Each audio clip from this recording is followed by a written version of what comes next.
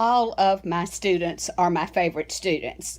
And so one of my favorite students, known as O Learned One, has asked me if I painted in the same style as my mother. And I had to laugh at him.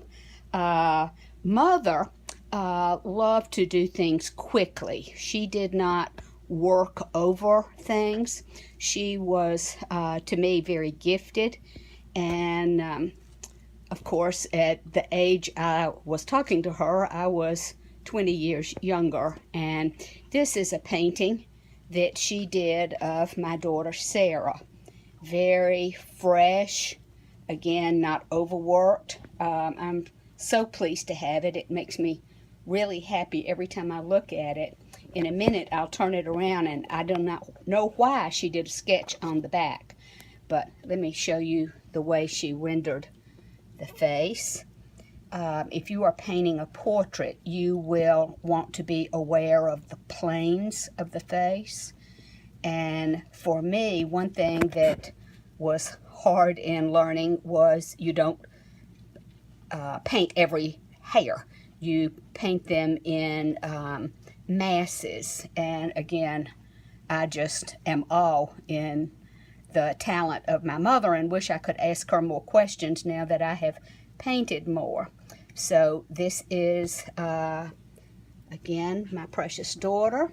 Now this is one, she loved to ride, and she tally-hoed the fox and loved the animals, and that was her happiest time. So this was a picture that I had taken in a particular, actually Master of the Hunt's barn, and Mother did an interpretation of this. We love animals in our family, so you can see this endearing scene. And again, look at the planes of the face as Mother painted them. Not overworked, just looking where the lights and the shadows are. The same thing with the kitty cat. And then I love these subtle changes on her jodhpurs, coming down here to this other little kitty. Just fresh, easy. That could be a painting all by itself.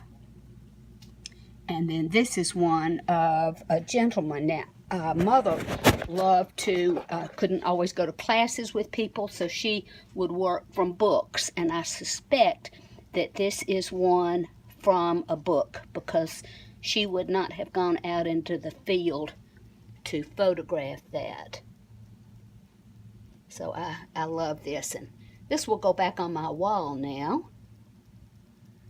Let's look at this simple. She studied with a very wonderful watercolor painter named Zoltan Szabo, who has written many, many books on watercolor. And it always tickled me that every time he came out with a new one, it said advanced techniques. So my advice to you, if you want to study his wonderful techniques, is to look at the date of the publication and go back to the earliest one. It might be in the 1970s. Go back to that and begin there, because by the time he did his perhaps last one, it is so complex. If I hadn't studied the ones early on, I would not be able to decipher what he was doing, and no publisher would ever be able to take enough pictures to fully show everything that that master painter is doing. It was funny, Maestro, who is, you're probably familiar with from art class, Maestro said he had discovered this great book on watercolor, and he found a copy for me and gave it to me. And in looking at it one night, I thought, oh my goodness, this looks a bit like Zoltan Szabo. And I read the preface, and the author of the book had given credit and mention to his friend and mentor, Zoltan Szabo.